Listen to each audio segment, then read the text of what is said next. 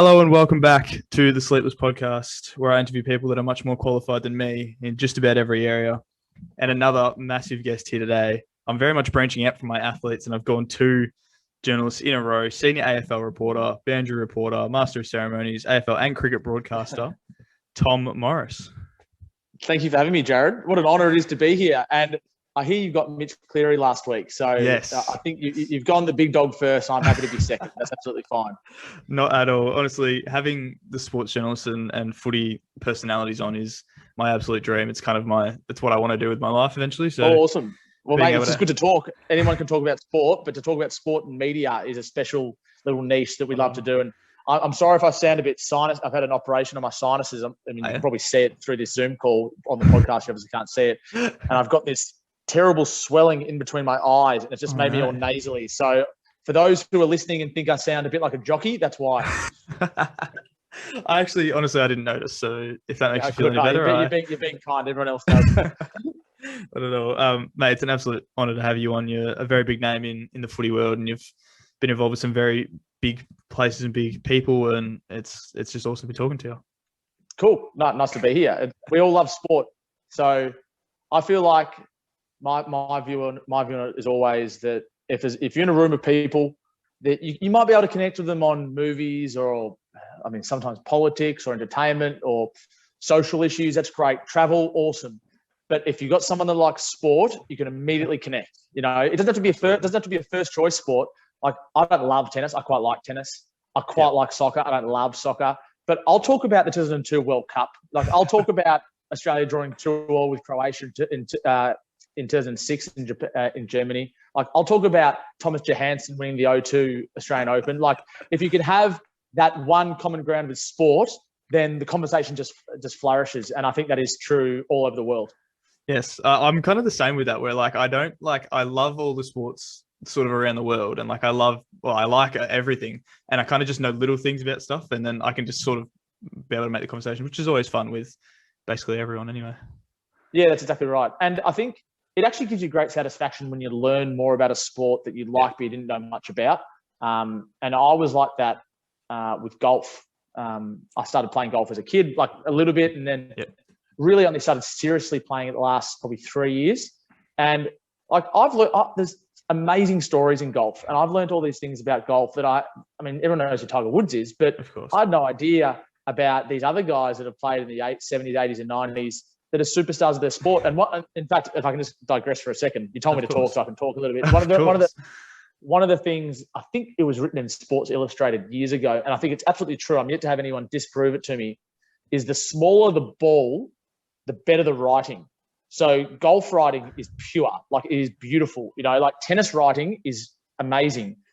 And then as the ball gets bigger, the writing isn't quite as pure. Basketball is a good sport, but it's not as eloquent. You know, baseball is beautiful writing.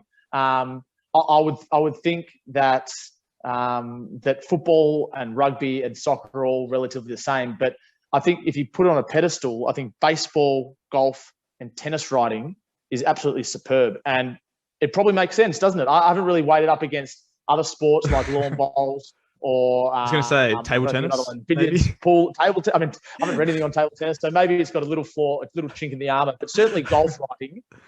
Writing is what made me fall in love with golf initially before the sport itself.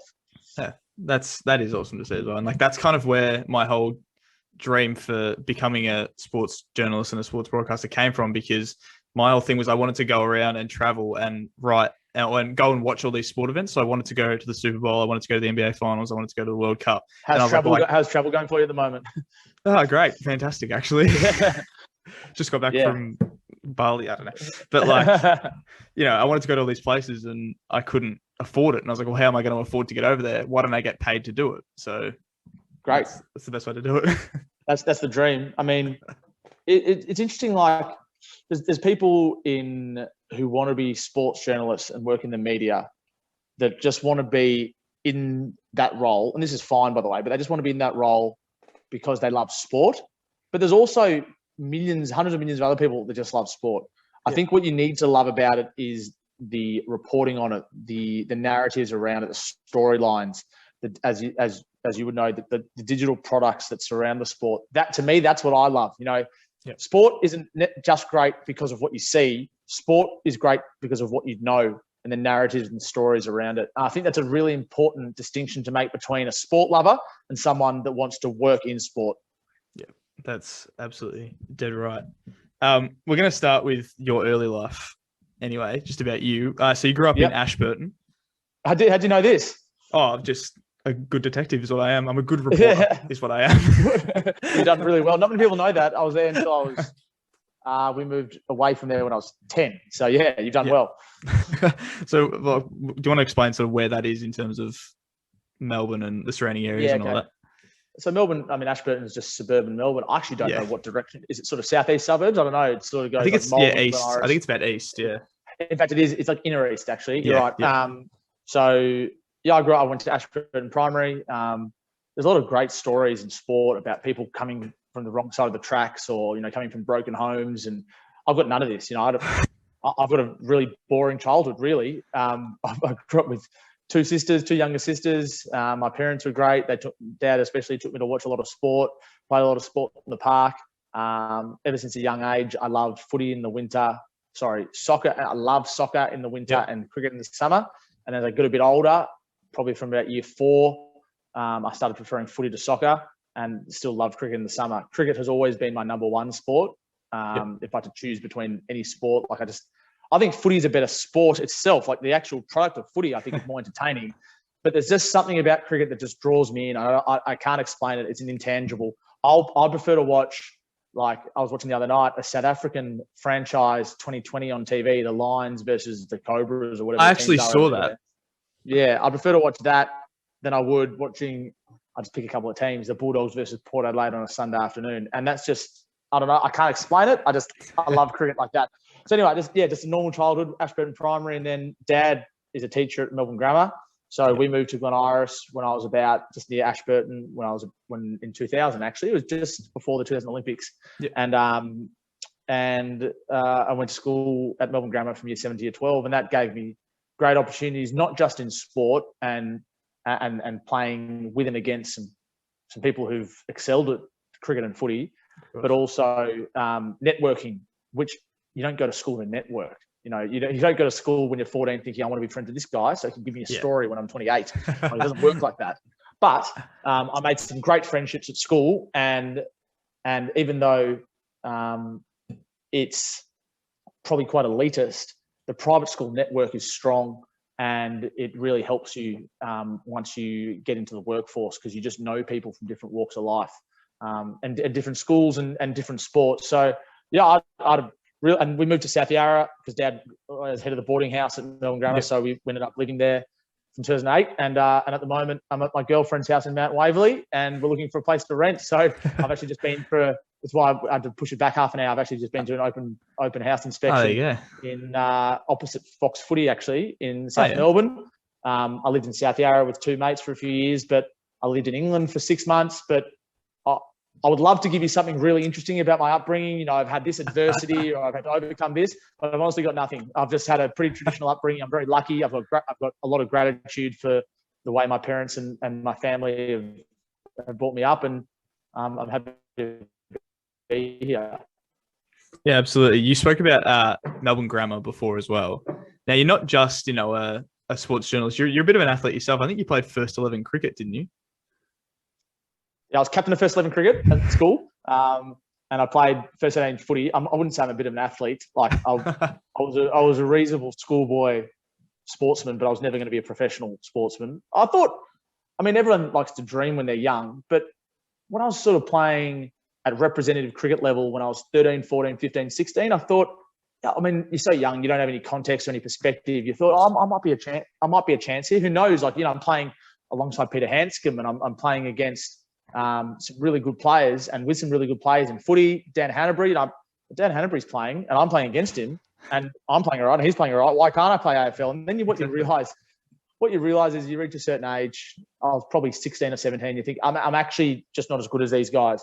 Didn't diminish my love for the sport, but you sort of refocus your attention and realise that you're playing for the love, not just to make the top level. But I played district cricket, I played grade cricket in the ones for St Kilda for a bit, more twos, but still 30 or 40 games in the ones. And then Like I play a bit of golf and stuff, but no, I wouldn't say I'm an exceptional athlete anyway. I played sport because I loved it. I still play sport because I love it, but I was never going to be a professional in any sport, unfortunately, because I would have loved to do that. That's pretty much the same, except my realization hit at about 9, maybe. But maybe well, mine probably should have hit at 9. Good. Mine should have hit it, but maybe I just held on to it for too long. You know what it's like? Like I was going to Oakley Chargers pre-season, and it was awesome. TAC Cup, you're under 16s, you get a singlet, you get a pair of shorts, you get a drink bottle. I love apparel. Like, how good is this? Oh, absolutely. But I didn't grow much after that. I was quite tall as sort of a 14, 15-year-old. Like I played on I was centre-half back. Jack Watts was centre-half forward for Brighton Grammar.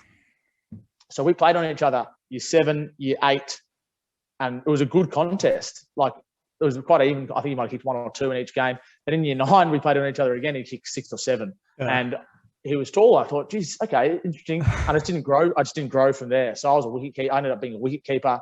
Yep. It's a shame. I would have liked to be taller. Who knows what I could have done? But in the end, I didn't grow, and it cooked me. And my view is the best footballers are the ones that are small when they're kids. And the best example of this is Nat Fyfe, because they learn to pick up the ball, they learn to tackle, they learn to do all the things that small players have to do to find the footy, and then they can teach themselves marking and other attributes for tall players later on. But if you are tall like I was tallish, not a ruckman, but I was tallish. If you're tall, and I didn't really learn those skills, and all of a sudden I'm 17 and I'm a forward flanker or a wingman or a centerman, you're going to learn those skills then, and that's very hard to do. Of course, that makes a lot of sense. Like there's a lot like that with basketball as well. There was, I think it was maybe Scottie Pippen was like, when he came into one of his years, he was like quite small, like 6'1", 6'2", and then he grew to be this massive power forward sort of thing. And, because he had all those skills, he was a lot better as a player all around. Absolutely. I saw that on the last day. And it actually rings true. I mean, it doesn't mean there's lots of good players that weren't small when they were kids. They've always been tall, for example. Course, but I mean, I think you're a big advantage. You can always teach marking. You can teach playing tall. Very hard to teach playing small. Yeah, absolutely. After Melbourne Grammar, you ended up going to La Trobe and you did a Bachelor of Journalism, sport related. How did you lead into that? Like what sort of sparked your love for the journalism side of things? Good question. Well, I was never any good at maths. I was never any good.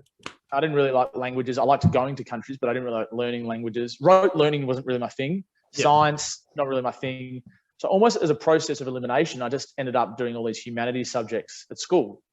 Politics, geography, English literature, English lit, media, Australian history, military, all these humanities subjects that I was better at.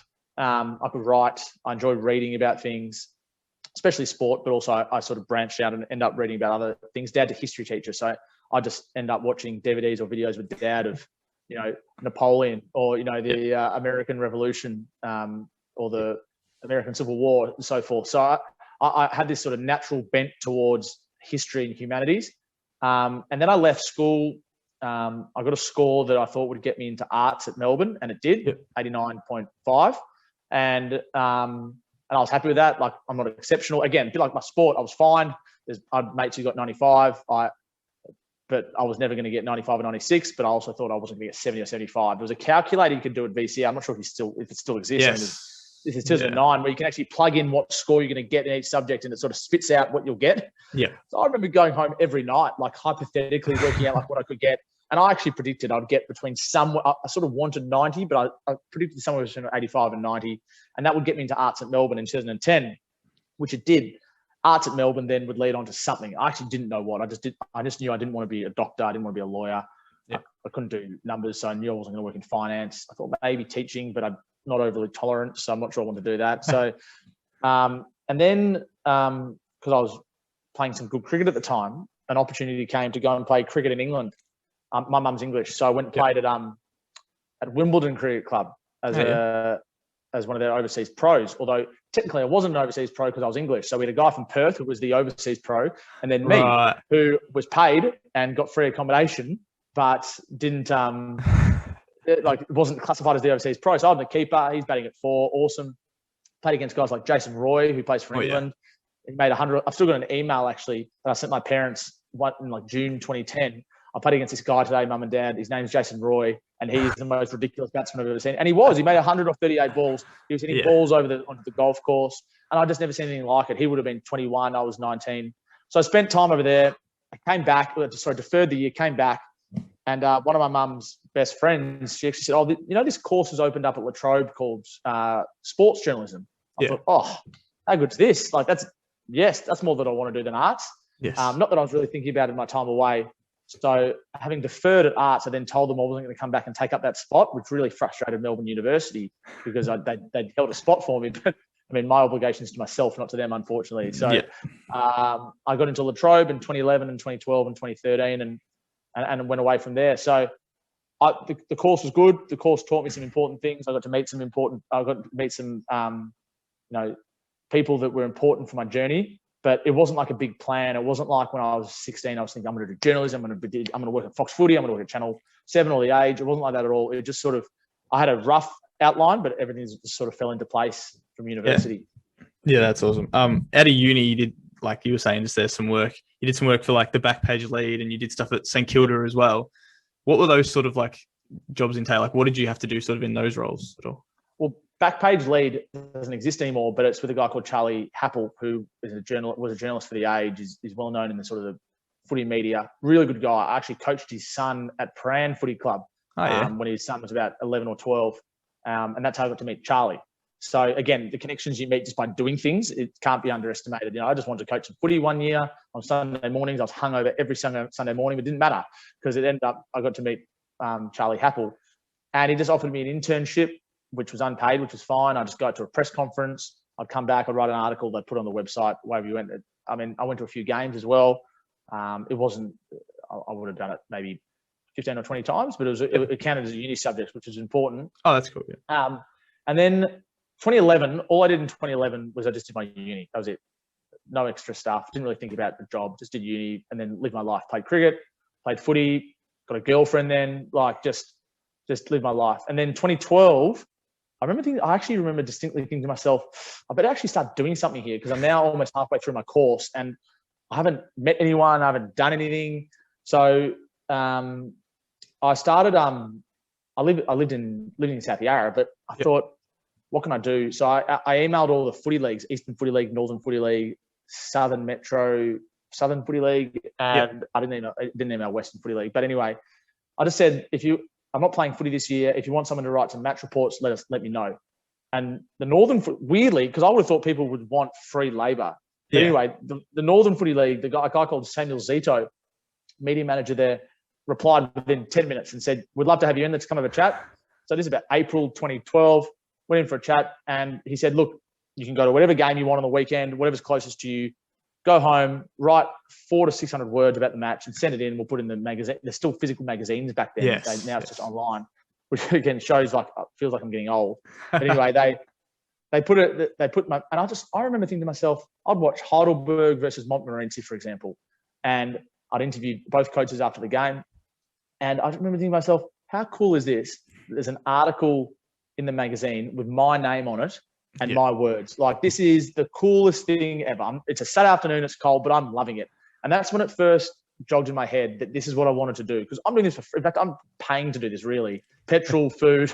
This is a Saturday afternoon. My mates are having fun. They're playing footy themselves, but this is what I want to do. So I did that throughout 2011. And by about late July 2011, I was talking to a guy called Patrick Lane, who I grew up next door to, who now works in the Victorian Government Media Department. But he's Tim Lane's nephew. Yes. I know Tim Lane, cricket commentator, footy commentator. And at the time, he was working at Leader newspapers. And he went to uni. It's a bit roundabout, but he went to uni with a girl who was working at St Kilda Footy Club. And this girl at St Kilda Footy Club was just looking for someone to write a couple of articles a week, just so they were trying to pump up their website. Yeah. The Saints in 2012 were still sort of okay. I think they just missed out on the finals that year. So he called, I remember clearly, I was driving along Toorak Road getting some sushi, and he called me one day in like July, and he goes, Patrick Lane called me, and he goes, I've got a friend at St Kilda. Would you like to up the ante, was his quote. Would you like to up the ante and write a couple of articles a week? And I said, yes, because I've been doing this for Northern Footy League. Yes, I would. I'd love to. So I know this is a long story, but I ended up doing a preview for every game. and I just set the preview up myself. I'd say like, the players that matter and, the time and the place and all pretty generic stuff, look out for this player, the matchup that matters, form lines, things like that, and I'd send it in, I'd put it on the website. I thought, how awesome is this? I got an article in the Northern Footy League magazine on the weekend, and I've got an article on saints.com.au on a Saturday afternoon ahead of a Sunday afternoon game. Like, this is so cool. And I still don't lose that perspective. Like, the perspective is really important for me. And then I'd write 5 talking points after each game, just from home. So 5 talking points, as you would know, Jarryd, like you sit there and you pick 5 things that happen in the game, obviously with a bent towards St Kilda, positive about St Kilda because it's Saints website. And you just write probably 100 or 200 words on each thing. So my favourite things to read after each game, those ones. Mate, that's so easy. You're like Rewalt shines, bang. You write about Rewalt's 12 marks and 5 goals and how good he's been lately. And it's just easy thing to write. And then last 2 games of the year, the Saints the media manager, one of the digital guys at St Kilda, who became a big mentor for me, called Rob Alexander. He went to the USA with his fiance, so they needed someone else in the media box. The media manager needed someone else to do the website stuff. So they said, "Do you want to come do it?" And again, for free. I'm just a yes man, so I'm like, yes. It's actually interesting listening to Mark Howard's podcast that he interviewed Adam Gilchrist. No, other way around. Gilly interviewed Howie, and Howie's talking about how he's a yes man. And I'm exactly the same. Like, you often, like, you say you want to do that, like, yes, I'll do it, like, whatever. So I go in and some of my mates are going, I can't believe you're doing this. Like, you're not getting paid for it. Why are you wasting all this time? I was like, no, I'll just do it. Like, what else am I doing at this time? It's not like I'm sacrificing money to do this. I'm just doing it in my time. So I did that. And then the girl, unfortunate, I won't say her name, but the girl who got me on board via Patrick Lane, she couldn't write footy. Like, I don't know why she was working at St Kilda Footy Club at the time, but she couldn't write about footy. She didn't know anything about footy.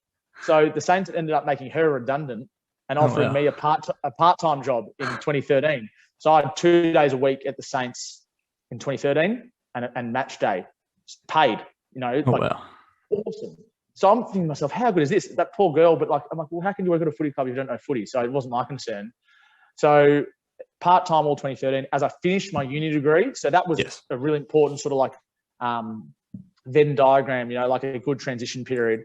And then 2014, 15, I was full-time at the Saints, which was awesome. So the Saints, Backpage Lead was great. I did some stuff for the Raw, which was good. But the St Kilda Footy Club working in a real environment, that was what probably set me up. That is awesome. I am a Saints fan myself. So that's... Yes, absolutely. You're nice. speaking about Rewalt just makes me go, oh, I miss the old school Rewalt. Yeah. Well, I could speak to you about others. I mean, I've wrote stories about Aaron Sipos and Ben McAvoy when he was there, and Bo Wilkes or Bo Meister. Being at the club, not only did it give me a great insight into what it's like at a footy club, which I hadn't had before, and it's really just like an amateur footy club, just everyone gets paid to be there. It's a similar sort of vibe.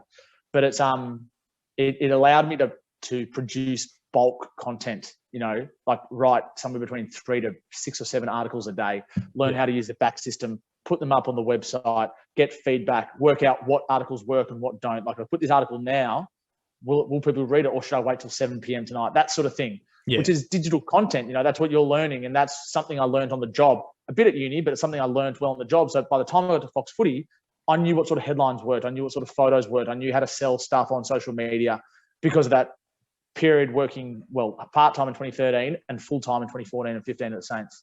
Yeah, that's very good. I did like a little work experience week at St Kilda, working just like when you had to do it for school sort of thing. And so when was that? Oh no, it was 20. What year are we in now? 2021. I think I was maybe in year 10. So I'm going to say 2018. Yeah. Okay. Did you enjoy it? Yeah, it was good fun. I basically spent the whole time just being starstruck almost. Like, these players were walking around me and I get what you mean when you say like it's just like an amateur footy club where everyone just kind of is really chilled and relaxed. But because I'm on the outside coming into seeing all these like superstars that I've loved my whole like life, it was like, sort of thing. Like, yeah, I know. And I'm a Melbourne supporter. And I think that probably helped the fact that I was working at the Saints. Like, I wouldn't want to work at Melbourne because I don't know, you want to have these sort of rose-coloured glasses about the club you work at, and the amount of Saints supporters that came in and went to the Saints and were so excited to work there, and they realised it's actually not as glamorous as what it looks like. It's bloody hard work, and the Saints were losing. Like, the Saints finished last in 2014, the Saints were 3-2 after 5 rounds and won one more game for the year. That game was a famous game against Freo when the week that Lenny Hayes announced his retirement at Docklands. Yes. Unbelievable match. And 2015, I think the Saints finished in the bottom 2 or 3 as well. So, and not to mention 2013, Scott Waters got sacked. So, like, it was bloody hard work. But from a career perspective, like, it taught me good stuff. And initially, I was a bit starstruck, Rewalt, these guys. But you actually get over that pretty quickly once you realise that it's pretty normal. I'm good friends with Sam Donnell, who was at the Saints for a bit. Yep. And so him being there was a great conduit, because as soon as those guys realise I'm mates with Donnell, they're like, oh, he's a normal guy, which is unfortunate. You've got to have that middleman. But sometimes a lot of these AFL players and professional people and, you know, famous people, they're a bit standoffish because they've been burnt a few too many times. Yep. But as soon as Rewalt, Montagna, these guys, oh, Tommy's friends with Donnell. Oh, yeah, no worries. How are you, Tommy? How you going? It shouldn't be like that, but that's just the way people are, and that's what you got to deal with. Yeah, I had that with David Armitage, because my sister's fiance is like really good mates with him, and like came to my sister's engagement party, all that sort of stuff. And so when I got there, he like came up to me first and was like, "How you going?" Whatever. And then that was how like they kind of do it. And I was like, "That was cool. That's good." Yeah, I was happy with that. He's one of the best men. David Armitage is such a good man.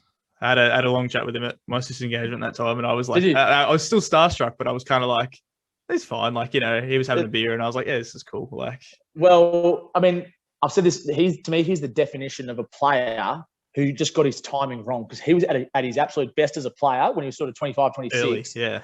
When the Saints were really bad, you know, like there's some players who their careers line up beautifully, you know, like I can't think of Dusty.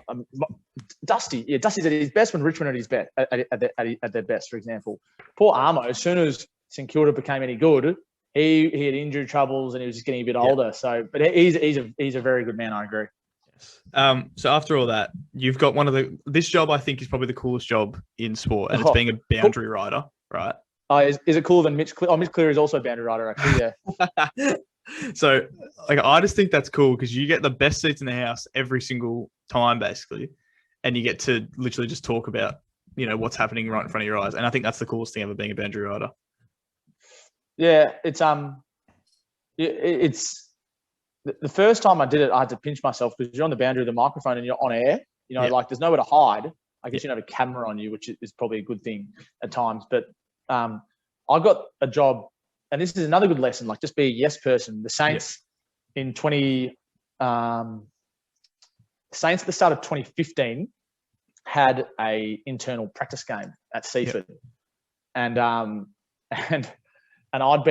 was playing District 1's cricket at St Kilda, and I'd been dropped that week. I got dropped. I hadn't made any runs, and for whatever reason, there was a shortage of grounds. It might have been because of the Grand Prix. Yeah. So again, all these sliding doors moments. The Grand Prix meant there's a change of grounds, which means the twos were playing on a Sunday, not on a Saturday. So all of a sudden, I was free on a Saturday in February or March. Yep. And it happened to be the weekend where St Kilda Footy Club was having an intra-club.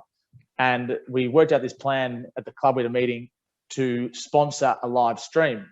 And they got me and Luke Holmesby, who worked at the club at the time, to commentate this live stream. And watching the live stream were a couple of people who were Saints fans who worked at K-Rock Radio in Geelong. Yes. And I got a random email. No, I got a Twitter message from one of these guys at K-Rock on the Monday saying, "Tom, we like the sound of your voice. Would you be keen to do some boundary reporting for us this year?"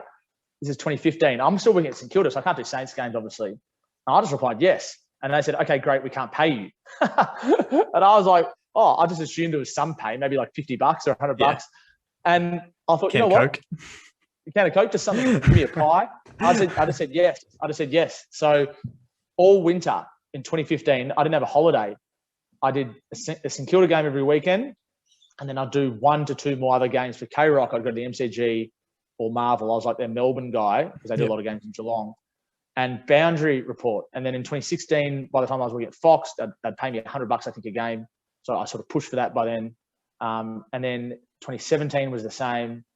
And by 2018, 3AW came and said, "Do you want to do some boundary reporting there?" But it all started because the Grand Prix was on and I got dropped and the St Kilda Cricket Club game got changed, which allowed me to commentate, and they were hearing from K-Rock. So you can see that, like, everything happens.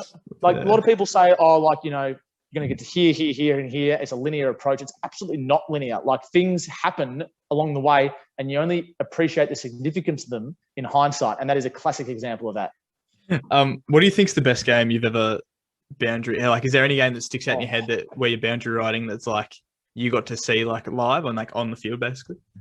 Oh God. And I can't actually think of an individual game. They all sort of roll into one. It's bizarre when you. Yeah. I don't know how many games I've done that many games. The ones that always are firm in my mind are the early season in a normal season, pre-COVID, Geelong Hawthorn games. The Easter Monday, like, they're huge. Anzac Day, I've done a couple of them as well. I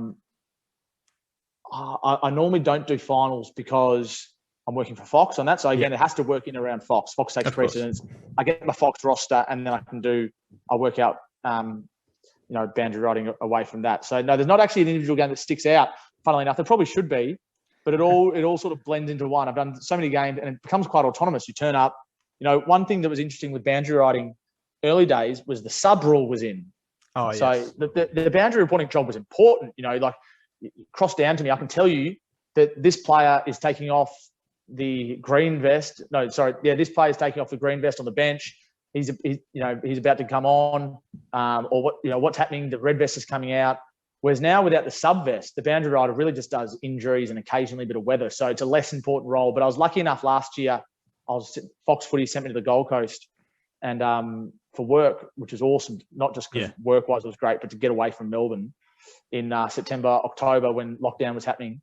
And Alistair Lynch did so many games. You would have seen Alistair Lynch did so many games up at Metricon and the Capital last, like every single game he did.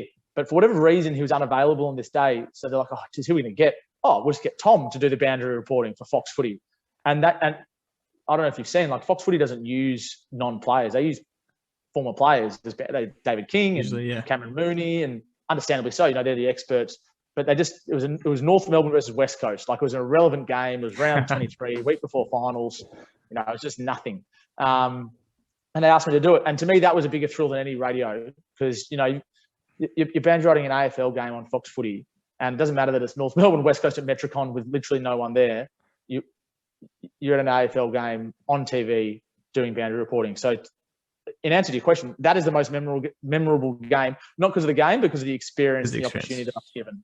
That is exactly, yeah. So you obviously said you work for Fox and everything like that as a cricket and footy journalist. Is there anyone in particular that has had sort of the biggest impact on you, like when you're working? Like, is there anyone that you have sort of looked up to and has sort of guided you as you've gone through your career? Well, because it's a good question. My job didn't exist, I don't know, 6 or 7 years ago, maybe. There weren't online journalists that were also on TV and did radio, if you know what I mean. Yeah. Like Mitch and myself, and I was like Sam McClure is a bit the same, I guess. Sort of, I'm 29. I think Mitch is 28. I think Sam's 29. We're all sort of the same generation. And I clearly remember at school, the careers counsellor saying to us, looking around the room, 200 of us in the room, because it was a year level, and he goes, in 20 years' time, 1 in 2 of you will have a job that doesn't exist right now. And I remember like that blew my mind. I'm like, whoa, so what you mean, like in 20 years' time, I could have a job that doesn't exist now? And my job didn't exist then. Like someone writing for the website, doing TV, doing radio, podcasting. Podcasting didn't exist till 2 years after I left school. So to answer your question, there's no one I've looked up to doing my specific role, because my role is quite new. Yeah. But there is Chris Stubbs got me the job at Fox Sports. Chris Stubbs is primarily now a motorsport reporter for Channel 7 and Fox, maybe just Channel 7 now. But he was footy and cricket and everything for Fox in 2015. And one of the things they did at St Kilda Footy Club, which I'm forever indebted to them too, they asked all the staff to, if they want to name a mentor in the industry that they want to work in. So someone who was working in finance, for example, at St Kilda Footy Club would name a mentor, someone high up at a stockbroking firm or something like that. And St Kilda Footy Club would use its connections, the HR person would use its connections to set the employee up with that mentor. Yeah. So when they asked me, I was like, oh God, I don't know, like really, I love Jarryd Waitley, but like, Jarryd Waitley is a long way above. You know, I'm thinking to myself, I love Anthony Hudson, he's a long way above. You know, it's like, I love Dennis Committee, you know, he's a long way above. So who can I speak to? And there's no disrespect to Chris Stubbs, but like, he wasn't Jarryd Waitley. So I thought he was more achievable. He works at Fox. Fox is a good business. They've got lots of different sports. I didn't know they had a website. In fact, they didn't have a website until about 2015. And so I said, Chris Stubbs, and I'd never met him before. And the HR woman, I don't know how she set it up, but she set me up a meeting with Chris Stubbs. I went and met him at a cafe in Dorcas Street, South Melbourne. And I just asked him questions. You know, I just said, how'd you get into what you're doing? The stuff sort of you asking me now. Yeah. And he just spoke to me about the industry and how different things work and what he does, and, you know, just intricacies that I didn't know from working at St Kilda Footy Club. And then towards the end of 2015, he said, let's catch up. And it's the first time he initiated a catch up. Yeah. Oh, how good Sweet. is this? Yeah. Fucking Chris Stubbs, sorry, my language. Chris Stubbs is sending me a text saying, let's catch up. This is great. So I, again, bought him a coffee. Very important when you catch up with someone to buy them the drink. That's very important. He told me that first thing. And I said, yeah, happy to, what do you want, a coffee? Yeah, I don't drink coffee, so I'd like an orange juice or an apple juice. That's beside the point. But I don't need a coffee. I don't know if you can tell, I don't need a coffee. I'm talking at a rapid rate anyway. And he goes, so Fox Footy's got a website and they're starting to employ some people. Would you be interested in coming across from St Kilda Footy Club? This is like during the final series of 2015, so St Kilda's missed out on finals. And I just said, yeah, I'd love to. Didn't know what the role, like, didn't even like think what it could entail. Is it a journalist? Like, am I a producer? You know, am I doing social media? What is it? Yep. Didn't know. He didn't know. He goes, anyway, don't worry about it. Next week, come in for a chat, just a casual chat, and we'll find out some more. So anyway, the next week, I'm sort of dressed what I'm now. I know this is a podcast. I'm wearing a t-shirt. I'm probably wearing a polo shirt and jeans, dressed sort of neat, casual, and I roll into Fox Footy. And I'm starstruck because Dermot Brereton walks past me. And I was like, oh, what the hell? Like, what am I doing in here? And I'm underdressed. But you think I was underdressed? I walked into a boardroom with 4 men sitting over the other side of the table, all in like posh suits with clipboards. And I'm thinking, what is this? Anyway, one of them sits there and he goes, Tom, thanks for being part of this job interview process. I said, I didn't say it. In my mind, I'm like, A, I didn't know it was a job interview. B, I don't know what the job is. So I actually don't know what I'm talking about. There's an episode of Seinfeld where George Costanza starts a job where he doesn't know what the job is. He sits at his desk, and I was like that. I'm like, they're talking to me about a job. I don't know what it is. And yeah, they were asking me questions about myself. And normally you would tailor your answers depending on what you think they want the answers to be. Yes, you know, exactly. like, you know, if I'm interviewing for a job as a finance broker, you know, I'm talking about numbers. I'm talking about my ability to crunch numbers and read the markets and whatever. I didn't know what the job was. Anyway, ended up, I think, doing okay in the interview, even though I didn't know it was an interview, even though I was severely underdressed. And I got a call the next day, like it was like late September 2015, saying, we'd like to offer you the job. And I remember thinking to myself, I said to what Alex, is the job? Alex Brown, who now works at Cricket Australia, I said, thanks, Alex. I really appreciate it. And I had to work out how I could ask what the job is because, you know, it's pretty awkward. I said, I'm obviously really keen. I'd love to verbally accept, but can you just email me the job description first? So he goes, no worries, Tom, I understand. So he emailed me the job description. That's where I read I thought, okay, great. And I called him back and said, I'd love to take the job. And that was it. So I got the job at Fox Footy. But even so, the job at Fox Footy has evolved since. You know, my job initially in 2016 and 2017, so for two and a bit years, was just to pump out articles. It's what Matt Barmer does now. It's what Ben Waterworth does, Max Lawton and David Zeta. And it's like, you know, Alistair Clarkson's on the radio in the morning. You listen to that interview. You pick out a newsline. You write it. You put it up on social media. See how it goes on our data system to see if people are reading it. Yep. And if you can break the odd story along the way, great. But you're not obliged to. You just pump out some content. You know, you watch 360. You might be on the shift that watches 360 there, and you pump out content from there. So really, you're a content producer, which is I love. Like that is awesome. And then, in 2017, was it 2017? Mid 2017, you might remember there was a big dispute with the Australian cricketers over pay. Yes. And I managed, again, from my cricket contacts, which I'd made from playing some cricket, I managed to break the story that the pay dispute was over. And I'd never been on TV before. Like, I had a broken finger and a broken wrist from playing footy 2 weekends earlier on different hands. So I actually had no hands. I actually had no hands at the time. Ben Waterworth had to write the story for me as I dictated it. That's beside the point. Because then when I broke the story, Fox Sports News said, "Can you come on and do a live cross?" And I'd done a bit of training at university, as you probably have, like a little bit of camera stuff, but not a lot. And I also hadn't done it in 4 years before then. I hadn't shaved. I hadn't had a haircut. I was wearing this like grey jumper. I was really quite sloppy. But I said yes. I just said yes. And I must have spoken okay, because then for the next few weeks after then, they wanted me to come on once a week to talk about footy and cricket. Yeah. And then Jake Niall was at Fox. He works at The Age now. And in January 2018, I was sitting at the SCG. I'd paid for myself to go up there and work on the cricket. Again, just like saying yes. Just like, yep, I'll do it. I'll pay for myself to go up there. I'll stay with a mate. I was working on the last test of the Ashes, sitting at the desk, and I got a text from a mate saying that Bomber Thompson's been arrested for drug use. I do remember that. And I was and I was like, well, January the 9th or January the 8th, 2018. And day 4 of the test. Test is petering out. Australia's going to win 4-0. And I'm thinking to myself, wow, that's huge. I don't know how to chase this. Like, what do I do? Do I trust my mate? My mate's going, oh, he's just hearing it, Ended up calling the police, the official police hotline, which you can call for media, like media inquiries. Yeah. And I don't know how I knew it. I know that, and this is good for you as well, like the police never confirm that Mark Thompson has been arrested, but they'll confirm that a 54-year-old from Port Melbourne has been arrested, for example. So I asked, I'm guessing his age, has a 54-year-old man from Port Melbourne been arrested on drug charges, is what I said. And they said, no. I said, okay. I said, I'm trying to think. You've got a few seconds to think here, otherwise they're going to hang up and you're done. I said, okay, has there been any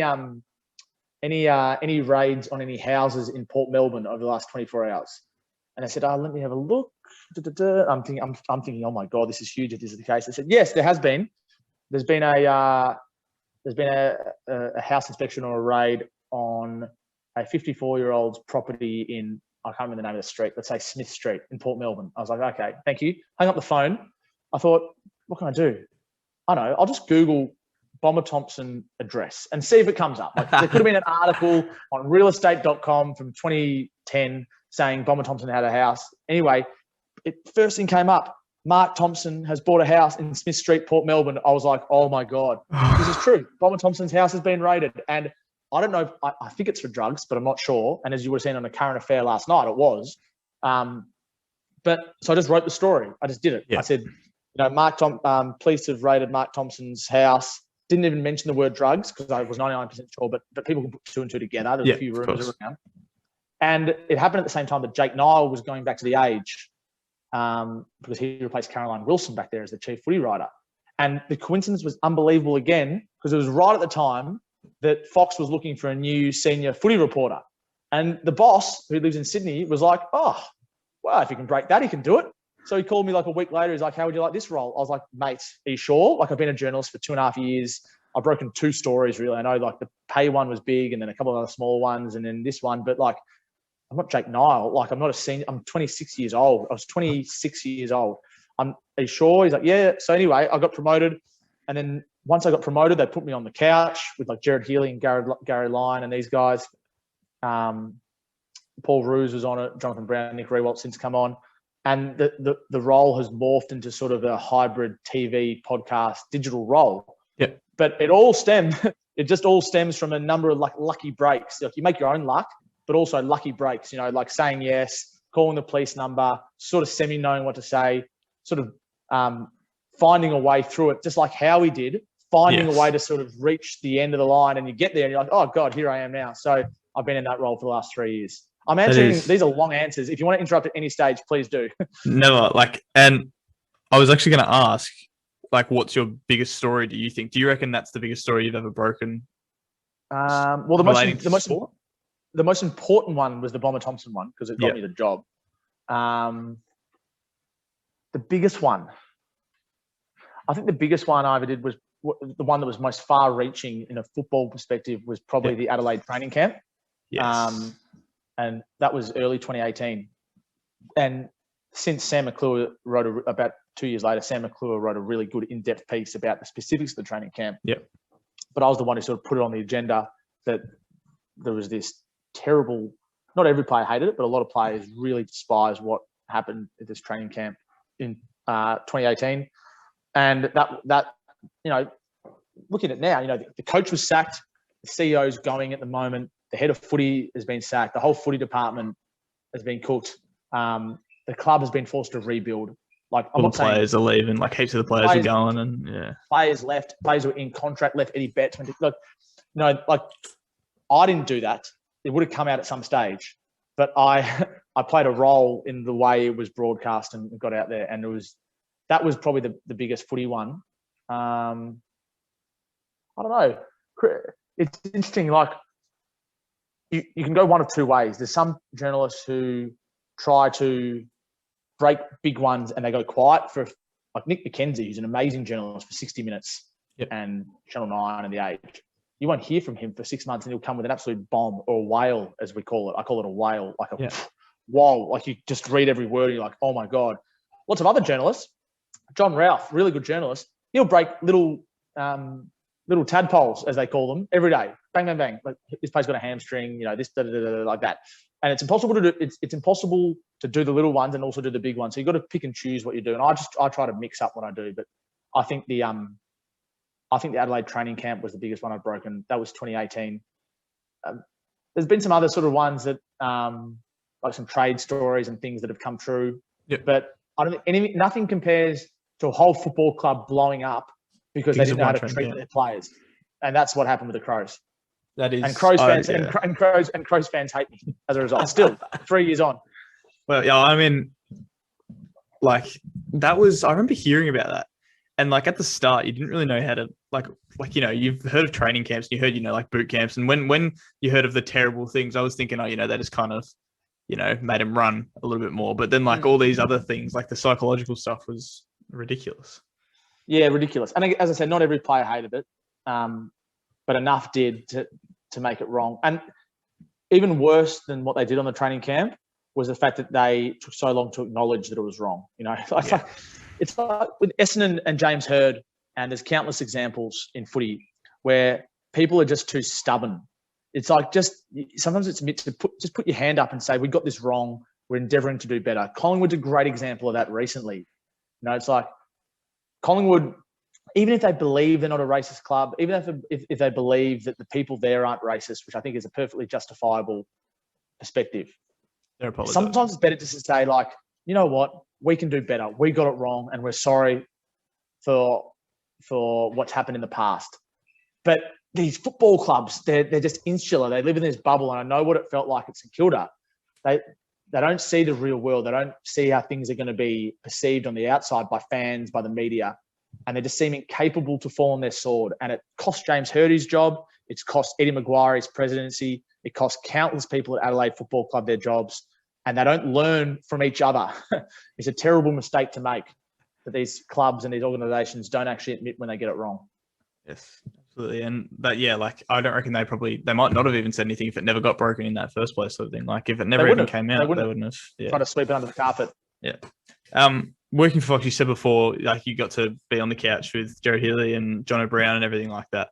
Were you ever sort of starstruck when you started doing that sort of stuff? Were you ever up against these players, like these massive guys? Yeah, they're not just massive physically, like they're big names in the game, aren't they? At the start of On the Couch, every episode, there's the four of them sitting there, and you have like a little, they call them a strap down the bottom of the screen. So they'll have Jarryd Healy, 1988 Brownlow medalist. Yeah. Jonathan Brown, 3-time premiership player. Nick Riewoldt, 325 games, 5-time All-Australian, 6-time best and fairest. Gary Lyon, I think he's a 4-time best and fairest or whatever he was. Yeah. And you put those guys together, and then this little twerpy 26-year-old journalist who's never played the game at any level, at any good level, comes along and sits there. No wonder people are going to go, who the hell's this guy? And fair enough too. And probably people still do that. But I don't think starstruck was the right word, because by then I'd already worked at St Kilda. I'd already sort of got to know people. But I was certainly intimidated by the show. This is the show's 20th year on the couch. Jarryd Healy's been doing it for 20 years. It's a staple of the football diet for football fans all around the country. So to be part of it for the last 5 minutes of every episode in 2018 and 2019, and sometimes longer or shorter depending on what I had, was just unbelievable, And the second episode I was on was the Adelaide training camp. So I did the first episode. I can't remember what I spoke about. The second episode was me breaking the training camp story. And looking back on it, like, who the hell am I to be telling these guys what's going on in the news world? So Fox Footy gave me great scope to learn and develop on the job. Like, there's no training here. Like, there wasn't like a practice on the couch. There wasn't like a smaller show I did, then work my way up. Like, they were just like, first Monday of the season, you're on the couch from 9:25 to 9:30, find a story. I was like, oh my God, like, how can this happen? This is unbelievable. But then what happened, the training camp story happened, and not immediately, but within a few weeks, it started to bubble and other journalists started to write some things. It became apparent that the guys on the couch respected me a hell of a lot more because of what I had written and what I'd said a few weeks earlier, because it was true. Because they looked at me probably going, "Is this guy talking shit? Like, this guy could be making it up." Fake news was a big thing. But as soon as it became apparent that it was bang on, and if anything, I probably undercooked it. I could have probably said more. I just wasn't quite 100% sure on a few things, like the Richmond Football Club song on the bus. I knew, but I didn't know 100%. Things like that. I got great respect. Jarryd Healy's been, speaking of someone that has been a good mentor, it's a very different role, but Jarryd Healy's been a great mentor for me. I worked on radio with him in 2018 and 2019. So I got very used to him. And like any TV show, or any podcast or any radio show, if you are comfortable with the host, then everything else falls into place. And I sat opposite Jarryd Healy every night of the week, all winter on radio. So being on the couch with him, albeit with the other guys there, was not that dissimilar. And that was a great way to ease me into the role. Yeah, that is always good. I just always thought, like, because I'm obviously still young, I haven't got the exact experience. If I got into a situation like that, where I had, if I went to a studio and I had Jonathan Brown and Nick Rewalt standing next to me, I wouldn't know what to do. I'd stumble over all my words, and I remember, like, when I was doing work experience, the very first day I walked in there, the first 5 minutes of me going in, I walked in and Danny Frawley is talking to the equipment manager, and I literally, like, didn't know what to do. I was like, I'm new. Like, I have never stepped foot inside this thingo. And then, like, 2 days later, I was like, oh, he probably... And then I said, like, one word to him, and I was like, oh, he probably thought I was an idiot or whatever. And then a couple of days later, they had, like, a delivery, because, like, Gatorade obviously drop off all their stuff. They had this delivery of Gatorade, and he took 2 boxes and put them in my hands and said, you can take them home. And I was like... How good's that? I know. You do realise that they're actually normal people. And in the footy world, it's absolutely true. Like, we're in a bubble. There's 20 million people in Australia. Yep. They don't like footy in Sydney or Brisbane, really. So really, we're living in a place where, like, Nick Rewalt's a big name here, absolutely. Jonathan Brown, huge. But you go to London or New York, people can give a shit who these guys are. And I realised that when I was living overseas, like, people don't care who these people are, whereas if you go over there, say Ronaldo or Lionel Messi, like, they're properly big dogs. Yeah. So to me, everyone in the football world is fundamentally a normal person for that reason, but also because football is a team sport and you get spat out if you don't adhere to those team values. So there's very few people that, in the NBA mold, there's very few footballers who are like that. A bit more now, see a bit more personality, but not as much. Cricket is a bit different. Brett Lee's huge in India. So Brett Lee's a great fella. Like, it actually surprised me how good a bloke he was when I met him working with him. But he's uber famous in India. Warnie's the same. Warnie's a normal fella, but he's famous around the world. So I'm more intimidated by cricketers because they're world famous rather than AFL people. And what happens is, like, if you work in footy for long enough, you get to know people through other people. So I got to know Jordan Lewis quite well over the last couple of years. Working at Fox Footy, played a bit of golf with him, got to know him really well. He's, again, surprised me how good a bloke he is because when he was playing at Hawthorn, I fucking hated him as a bloke. Like, I thought he was a dirty player. I thought he was a whinger. Came to Melbourne, didn't mind him at Melbourne. Thought, he's actually not bad. Met him at Fox, awesome fella, really nice, listens, talks, asks questions. My girlfriend and I go to Noosa when he's in Noosa with his family, so I get to know him away on, like, a couple of holidays. And at the end of the season, and because I became mates with him, played a lot of golf with him, and he's best mates with Jarryd Roughead, I sort of became, like, Jarryd Roughead and I sort of became mates there. And then I was up in Brisbane last year, and who's up there but Luke Hodge, and he's working for Channel 7. And I've never met Luke Hodge before, but Luke Hodge is like a super, like he's up there on the Nick Riewoldt pedestal, isn't he? You know, as good as Jordan Lewis and Roughhead and these guys are, Hodge is top of the tree. They're number one. Number one. So I'd never met him before, but he was at the Gabba. I was at the Gabba, some game, I can't remember what it was. And I was just walking along, and he came up to me and goes, "G'day, Tom. Luke, nice to meet you." And I was like, how good's this? But it's all because, you know, how lads are. Like, we've got WhatsApp groups, and he speaks to Jordan Lewis. He sees me on TV with Jordan Lewis and knows I'm mates with Ruffy. And so he's good to me. And it will work like that for you as well. You know, like you get in an organisation, and you might only meet 2 or 3 people on that level, but they're mates with others. And it's that is networking 101. Without even trying, you get to know other people in the industry. And it's something I didn't expect, but it's something that is really quite gratifying. You realise how good a bloke most people in footy are. That is, yeah, like they're the awesome sort of, and like big players too. Like, you know, and like you said, they're not worldwide, so they're sort of just their own thing. They're a little bit more grounded than cricketers or worldwide sportsmen, which is good, I think. You know, there's a tall poppy syndrome in footy. You know, if you think you're a superstar, then you better bloody be a superstar, otherwise you will get cut down. So there's probably only, you know, like who's box office? Dusty, Buddy. There's very few others in the AFL that I reckon are box office. Fife, I hope maybe. Buddy gets back. Maybe Fife. Yeah, Fife. Nat Nui probably as well. Yeah. You know, see, Dangerfield, gun player, but he's probably not box office. You know, these generational icons of the sport. There's only a few of them at any one time. And if you're not that, then you better just fall into line. That's this footy culture. Absolutely. I've done this in the last couple podcasts. I had it with Chochi and Mitch Clear last week. I'm doing the predictions for the upcoming season. Oh, yeah.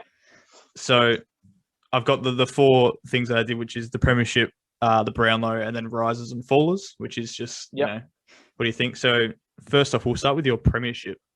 Okay. Well, I know you told me to think about this, but I haven't thought about it yet. So let me look. I'm just looking at the ladder as we speak, even though there's no games played, so I can go to the 10th. Premiership. I reckon I've said Geelong, and I'm going to stick with Geelong. Yeah. So I Jeremy Cameron, Sean Higgins. I mean, they ran into a rampant Richmond team last year. I think they were a very good team, the Cats, and they'll be better this year. So I'm going for the Cats. I've said the exact same the last 2 weeks as well. I just think the window's wide open. Their additions are very good. They should be beautiful. What do you think the Brown? They should definitely reach a prelim, and then who knows what can happen after there. But I'm taking the Cats. Yes. What do you think the Brownlow as well? Brownlow's a really interesting one because part of me thinks like, why is Lachie Neale not going to win it? You know, like. He did it easily last year. Why is it going to be any different this year? Brisbane are going to be good. Tagging sort of got out of the game. The game is longer, so if anything, he's going to have more touches and kick more goals. I guess it's all relative. But I always revert back to these sort of ball winners. Your Tom Mitchells. Just going through the clubs now. You've got to look at the good teams. Yes. Just going through the teams now. Someone from Port Adelaide, maybe. Who could win it from Port? Boak. Maybe Boak was good last year, but probably not. Maybe. I mean, Dusty's ridiculous. Yeah. Dusty could win it again. Who was good at West Coast last year? Who gets votes? Luke Shuey. Bontempelli doesn't. Gaff plays every game. Gaff plays every minute of every game. Yeah. I think Bontempelli doesn't quite get.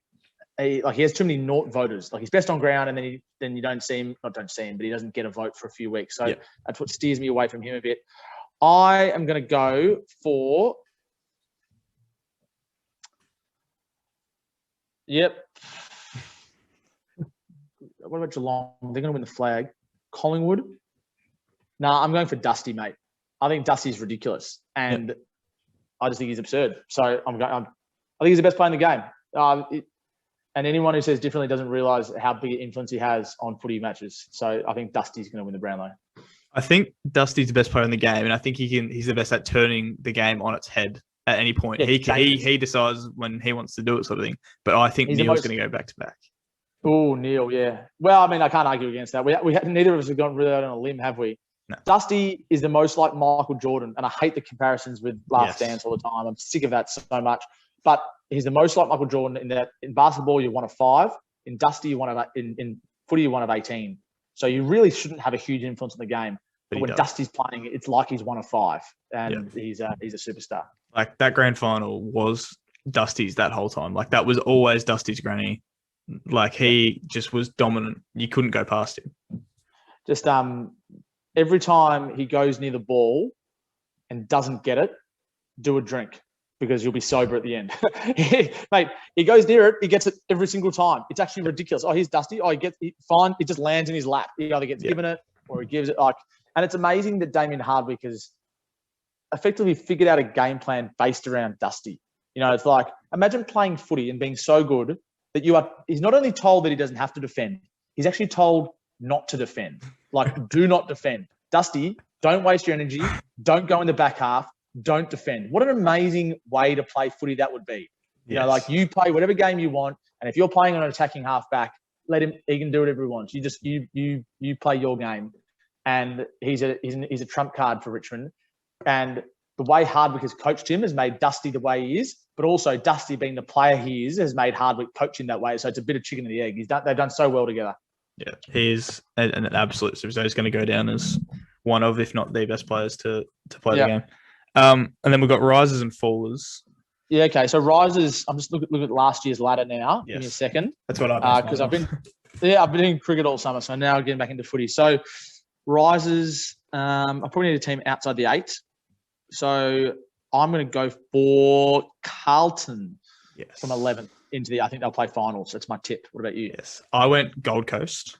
Because they were lower. They were actually quite a lot lower than I thought they were last year. Yeah. So I thought they were a lot better than 14th than it says on the ladder. I feel like they were a lot better than that. They just lost a lot of games. Their percentage is okay. Yeah. And like Matty Rao hasn't played with Rankin yet, which is what I said last week. Like the two of them haven't actually combined yet, which is I'm looking forward to that. Do you mind if I steal that if I do a preview for the season? I would actually. With Rao. Yeah, do it. Awesome. Thank you. That's a good call. I didn't think of that because, of course, Rao played the first 3 games. And when did Rankin debut? Round 4. Yeah, the week or after. Like, like either the week after or 2 weeks after, something like that. Or interesting. My slider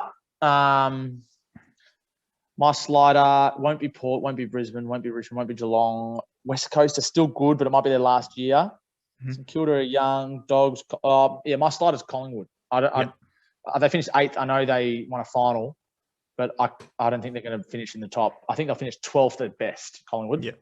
I definitely think they're going down, but I said Port will fall. Maybe not out of the 8, but I think they'll fall because they were first last year, which is insane. But I think they'll fall a bit.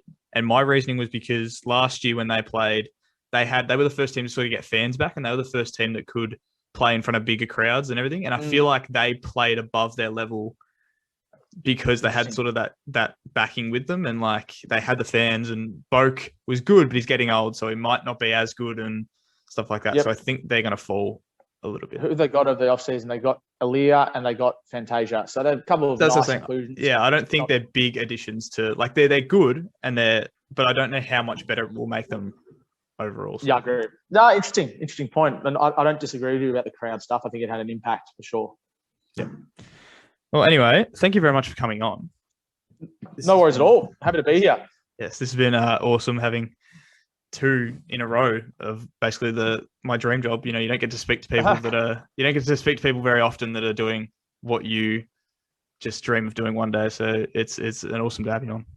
Pleasure. Thank you for having me. Would you prefer to have Mitch Cleary's job or my job?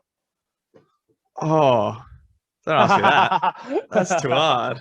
There's no wrong answer here. I was going to say that. Yeah, I don't know.